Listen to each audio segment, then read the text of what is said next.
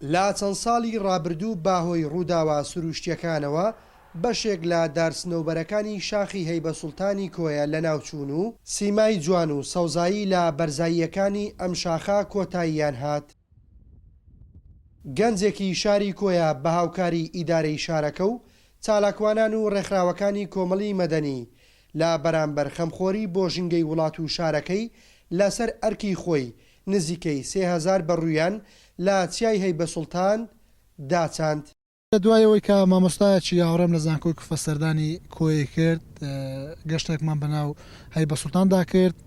باسی لەوەی کرد کەم دارانەی هەیبەسوڵتان بەشێکی زۆریان نەخۆشن تووشی ئافات بووینە دەبێت یان چارەسەر بکرێت یاخود بەدیلی ئەوەی دەبێت دار بچینەوە. من لەو کاتەوە بڕیارماندا لەمان جیازە لەگەر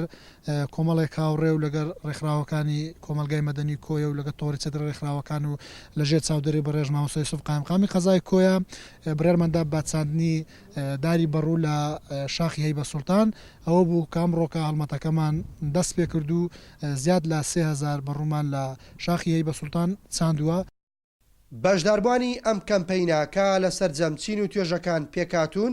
وە خۆیان دەڵێن گرنگیدان بە ڕێژەی سەوزایی ژینگەی وڵات و شار لە ئەستۆی هەمووانە و با پێویستیشی دەزانن پارێزگاری لەو سامانە سروشتیا بکرێت. ئەو بیرۆکۆی لەلایەن گەنجێکی ئەم شارە کوڕەشەهیدێک ڕاگەاندکارێکی بێر سوست چالاک کاگە کاردۆ کە بیرۆکەی سەوزکردنی چیای هەیبەسوڵتانی هەبوو ئەویش بیزار لە موقعێکی زۆر باشەش لۆفەگە ڕەشانی پێدەێن خاکەکەی خاکەکی بپیتە گرەکە گرێکی زۆر ڕەشە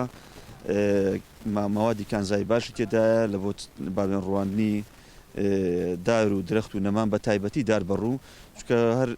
با بڵین بە شێوەیەکی تەبیعی خۆی لەو شاخە و بە تایبەتی لەو شوێنە لە سەروتر دابڕووی لەوە بەڵام بەهۆی سووتان و ئیتر ڕووداوەکانی کە ڕوویدا لەو منتیقا بەرتات نەخوار و ئەو داران لە ناو چوونیە. ئێمە وەکو ڕێکخراوی شاخەوانی باوەتی ئەمڕۆ بەشداری ئەم هەڵمەتەمان کرد بۆ سەوزکردن ناشتنی بەڕوو لە هەیبەسوڵتان بۆ سەوزکردنی شاری کۆیە و پێویستە هەمومان گرنگی بە سروشتەکەمان بدەین بۆ بەردەوامبوونی ژیان لە ناو سروشتدا.